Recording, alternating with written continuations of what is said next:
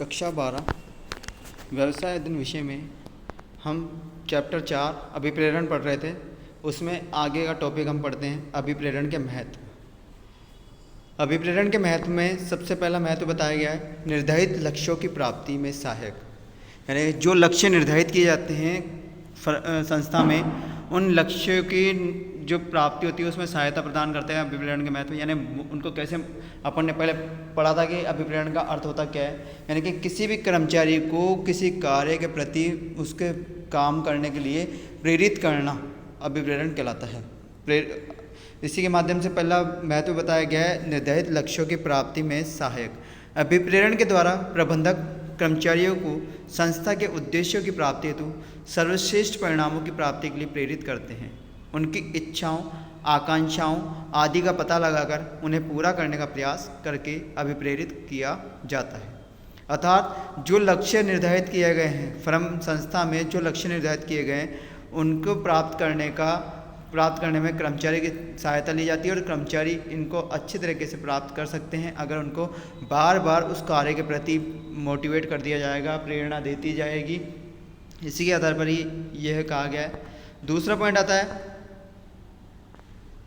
कार्य संतुष्टि में वृद्धि। यानी जो काम किया जाता है उस काम की संतुष्टि में बढ़ोतरी होती है।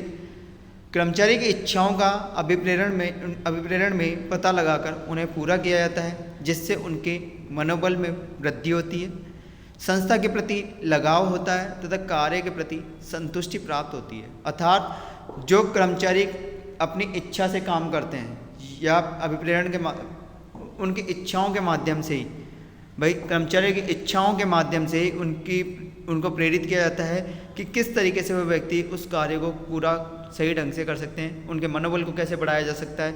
यह कार्य संतुष्टि में वृद्धि करता है कर्मचारी के मनोबल के आधार पर ही। तीसरा पॉइंट आता है आपके कर्मचारी अनुपस्थिति तथा आवर्त दर में कमी। यानी कि जो कर्मचारियों की अनुपस्थिति वो कम हो जाती है अगर उनके मनोबल में वृद्धि हो जाएगी तो, और काम करने की क्षमता भी बढ़ जाएगी।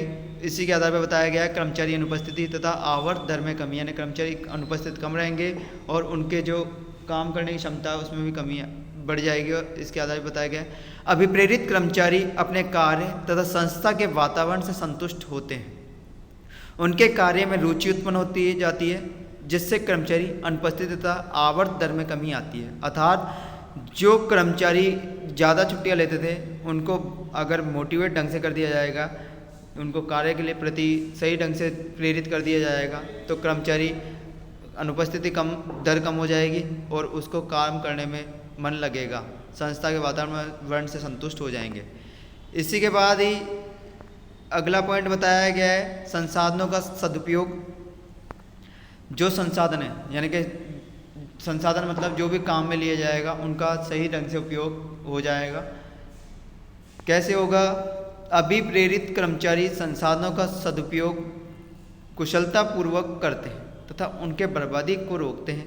उन्हें अपने संसाधनों का सर्वश्रेष्ठ प्रयोग संस्था के हित में करना आता है तथा वह संस्था की कुशलता में वृद्धि करते हैं। अर्थात जो संसाधन काम में लिए जाते हैं, भूमि, फर्नीचर, मशीनरी वगैरह जो भी है, उनका सही ढंग से उपयोग हो जाएगा। कर्मचारी अगर ढंग से उनको मोटिवेट कर दिया जाएगा, उनको प्रेरित कर दिया जाएगा कि किस तरीके से काम करना है, तो वह व्यक्ति जो संसाधन है उनका सही ढंग से उपयोग करेंगे और उनको बर्बाद होने से रोका जा सकता है। जैसे सरकार द्वारा जल संरक्षण के लिए बताया गया है व्यक्तियों को, सभी को व्यक्तियों को, तो व्यक्तियों को उसके माध्यम से प्रेरित किया गया है जल संरक्षण के माध्यम से कि किस तरीके से व्यक्ति पानी को बचाया जा सकता है, बरसात के पानी को किस तरीके से बचाया जा सकता है या उसका उपयोग किस तरीके से किया जा सकता है। उसी माध्यम से कर्मचारी को भी प्रेरित किया जाता है कि संसाधनों का सही ढंग से प्रयोग कैसे किया जा सकता है, कैसे उसको काम में लिया जा सकता है।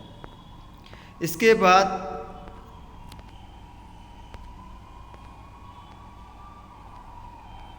अगला पॉइंट है अच्छे श्रेष्ठ संबंधों का निर्माण। यानी कि जो संबंध होते हैं वो अच्छे हो जाते हैं, श्रेष्ठ हो जाते हैं, उनका निर्माण अभिप्रेरण के माध्यम से किया जा सकता है।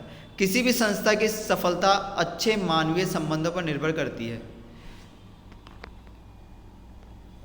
और इसके बाद आखिरी पॉइंट है संस्था की ख्याति में वृद्धि, यानी जो ख्याति होती है, संस्था की प्रसिद्धि होती है, उसको भी बढ़ाया जा सकता है। अभिप्रेरित कर्मचारी पूर्ण मनोयोग से कार्य करते हैं तथा श्रेष्ठ परिणाम देते हैं, जिससे संस्था की ख्याति में, कुशलता में तथा उत्पादकता में सुधार आता है तथा सर्वश्रेष्ठ परिणामों की प्राप्ति होती है। अर्थात कहने का मतलब जो कर्मचारी होती है उनके मनोयोग से कार्य बढ़ता है, श्रेष्ठ परिणाम आता है और अच्छी वस्तु उत्पन्न होती है, जिसके माध्यम से कंपनी का नाम बढ़ता है, कंपनी का उत्पादन क्षमता सुधर जाती है, कंपनी का कार्य क्षमता बढ़ जाती है और व्यक्ति उस वस्तु को अधिक क्रय करने की शक्ति रखते हैं। अगर अच्छी वस्तु प्राप्त होगी तो संस्था की ख्याति भी प्रसिद्ध होगी। इसी प्रकार से ये पॉइंट बताए गए। धन्यवाद।